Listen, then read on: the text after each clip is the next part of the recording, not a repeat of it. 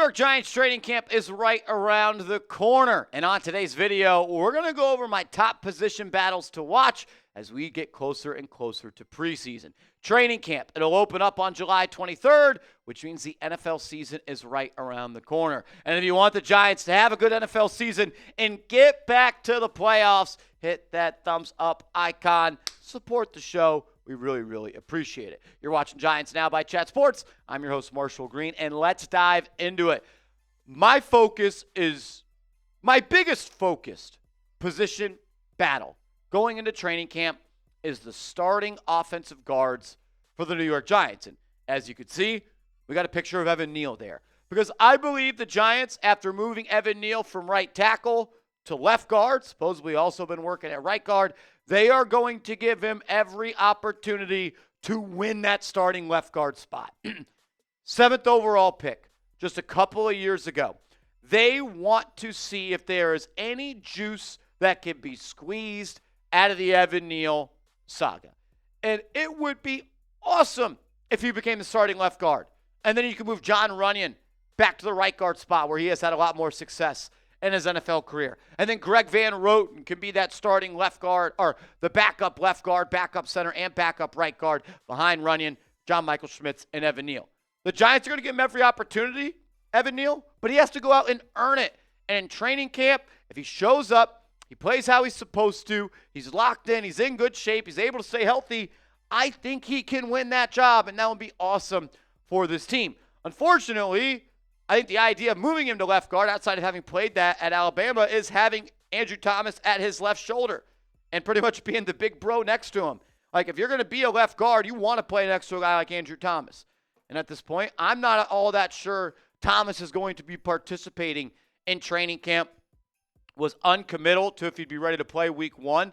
Sounded mostly positive. I'm still a little bit wishy-washy on that quote. We did a video about it.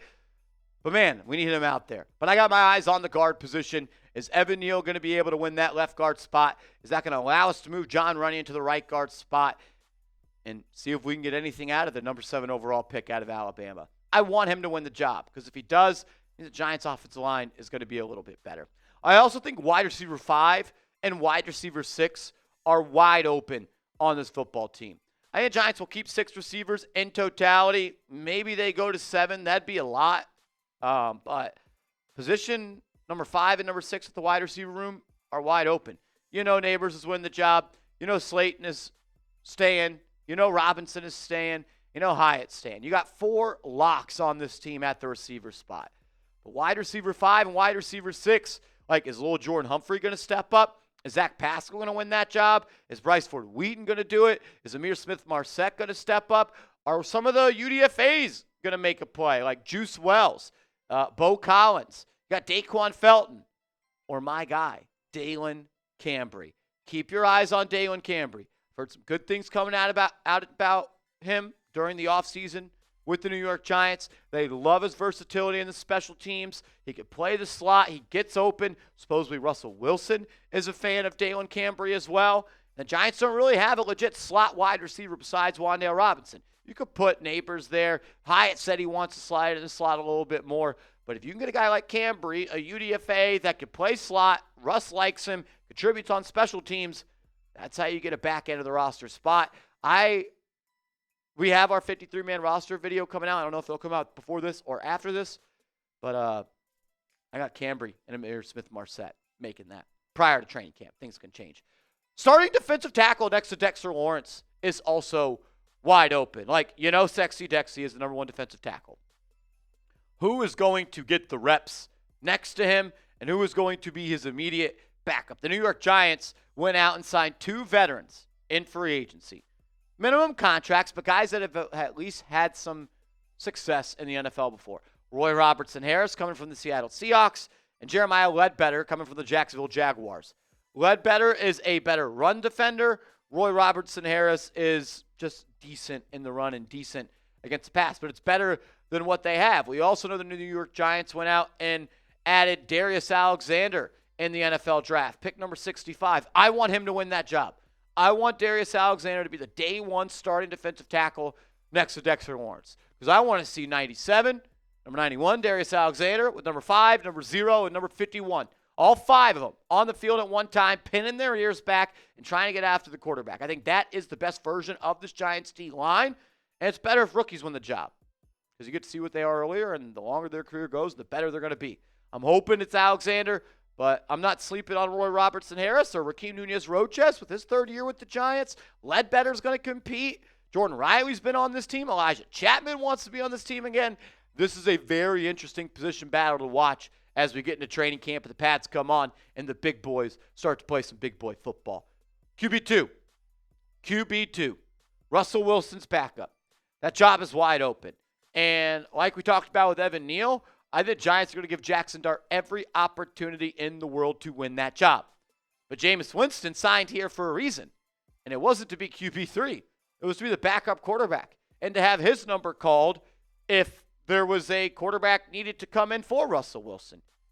Like, I want Dart to win the job because that means he's going to look really good in training camp. And if Dart shows up in training camp, he's going to get that job, and he's going to play more in the preseason, and he'll be the first guy up if Wilson goes down or struggles. But Jameis knows what time it is. We're getting on the last legs of his career as well. He's proven in the NFL that he could be an adequate backup quarterback. How is he going to play in training camp? What's the rep share going to be in preseason? The QB position is always interesting, but with the Giants, it's extremely interesting. You got Russ. He's the runaway starter. But Winston and Dart and even Tommy DeVito, I don't think he can win the QB2 job, but he could make the Giants think about, should we keep DeVito or, let's say Jaxson Dart plays well, and then DeVito outplays Winston. Maybe they just cut Jameis Winston, and Tommy DeVito is QB3. It's going to be an interesting training camp, especially with a very strong focus on that quarterback spot. We got a couple more position battles to talk about, but I need you to go to this link right here, chatsports.com/Giants sale, and get this t-shirt. I've already got mine. I'm getting one for producer Reed and producer Smitty, even though they might not want to wear it, but I'll make them. Chatsports.com/Giants sale. The shirt was $40. It's $20. Save 50%, and then go spend it on something nice. Maybe you go buy your wife something, Vinny Pip. All right, QB2, something I'm watching. And then RB3, training camp, I think it's kind of hard for a running back to set themselves apart from others, but I'm also kind of just lumping in preseason with the training camp stuff. And Cam Scadaboo, Devin Singletary, they're going to be fighting to be RB2. And obviously the loser will be RB3. I think Tyrone Tracy enters camp as the starting running back.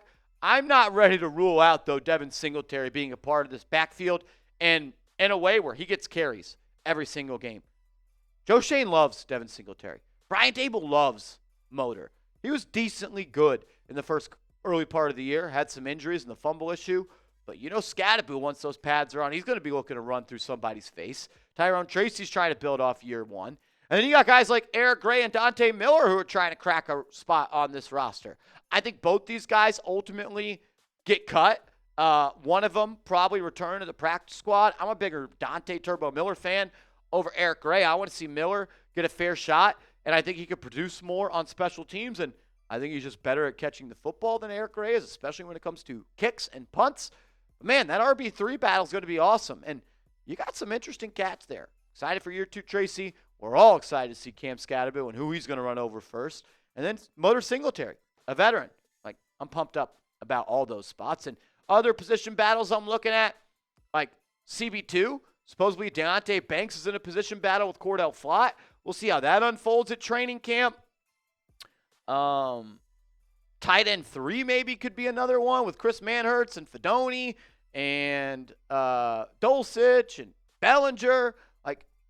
Training camp's going to be a lot of fun for the New York Giants. I'm pumped up about it. What position battle are you looking forward to most? What storyline are you looking forward to the most? Let me know down in the comment section. Make sure you are following me on social media. I'm on Twitter. I'm on Instagram @MarshallGreen_.